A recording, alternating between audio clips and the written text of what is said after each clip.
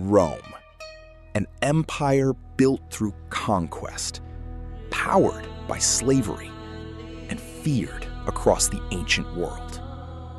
But in the distant lands of Thrace, one man would rise against it, and his name would become legend.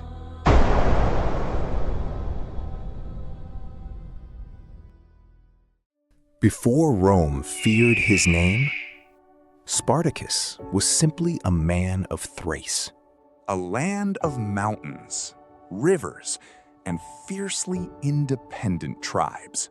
Little is known about his early life, but historians believe Spartacus was born free long before he became Rome's most dangerous enemy. Here, Spartacus, you've earned this. Thank you. To our village. To the village. Like many warriors of the region, he likely grew up knowing hardship, survival, and war. Far from the power of Rome, the people of Thrace lived by their own customs and traditions. Freedom was not an idea here. It was life itself. But Rome was expanding, and wherever its legions marched, freedom disappeared. New lands meant wealth. New slaves, new power. And soon, Rome's attention turned toward Thrace. Rome has come. Fear spread through the villages. Move! Get them all! No! Let me go! Please spare us! Spartacus would soon learn that reality himself. Roman campaigns often left devastation behind them. Villages burned, families destroyed, survivors enslaved. Like countless prisoners before him, Spartacus was taken by force. Chain him. In the Roman world, slavery was not rare. It was the foundation of the empire itself. Captured prisoners were marched across vast Roman roads. Where are they taking us? Somewhere worse than death. Most never returned. Many prisoners were sold into brutal labor. Some prisoners were selected for a different purpose: combat. Strong shoulders. Good for the arena. Spartacus was taken to Capua, home to one of Rome's most infamous gladiator schools. Here, slaves were trained to kill for public entertainment. The gladiator schools were prisons disguised as spectacle. Violence was constant. Escape was nearly impossible. Every day was built around pain, discipline, and fear. The men trained relentlessly, knowing that one day they would enter the arena before thousands of spectators. Many gladiators lost hope inside the schools. The gods are watchful, and the men grow restless.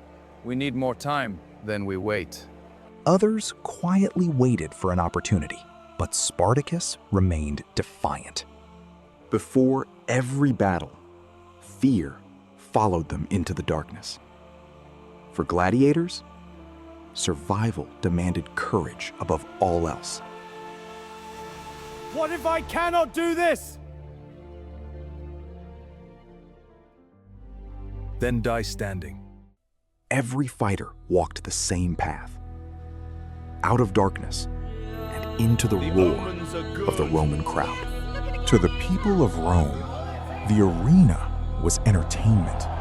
Crowds gathered by the thousands, cheering for violence and death. The gladiators themselves were seen as little more than disposable performers. And once the battle began, there was no escape. Every victory kept Spartacus alive. But with every battle his anger toward Rome grew stronger.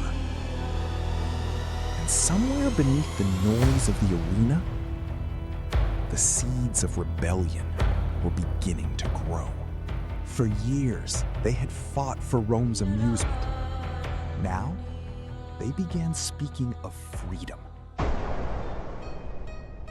Every prison has a weakness. The men only needed the courage to find it. In darkness, the gladiators gathered in secret. Rome thinks we are animals. Then let us teach Rome how animals fight. Men from conquered nations, former soldiers, slaves, all bound together by hatred for Rome. If we fail, Then we die free men for freedom. The plan was simple. Escape or die trying. In 73 BC, the rebellion finally began. Dozens of gladiators escaped Capua under the cover of night. The escaped slaves fled toward Mount Vesuvius. Roman forces soon surrounded the mountain, believing the rebels trapped. But Spartacus saw an opportunity where others saw defeat. Using ropes made from vines, the rebels descended the cliffs under cover of darkness, a move the Romans never expected. Before dawn, Spartacus launched a surprise attack against the Roman camp. Tonight, we fight for more than survival!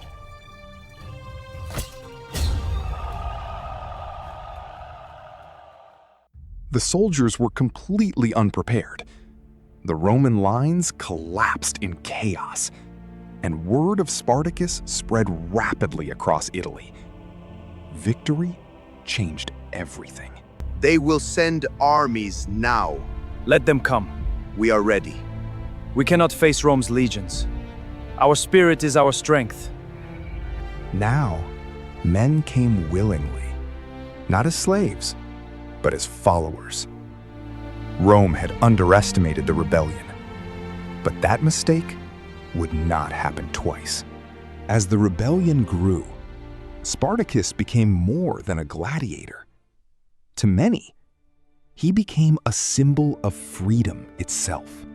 But Spartacus understood something his followers did not. Rome would never allow this humiliation to continue. No man here belongs to Rome anymore!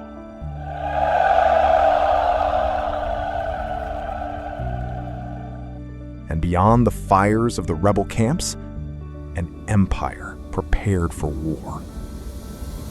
The greatest battles of Spartacus were still to come.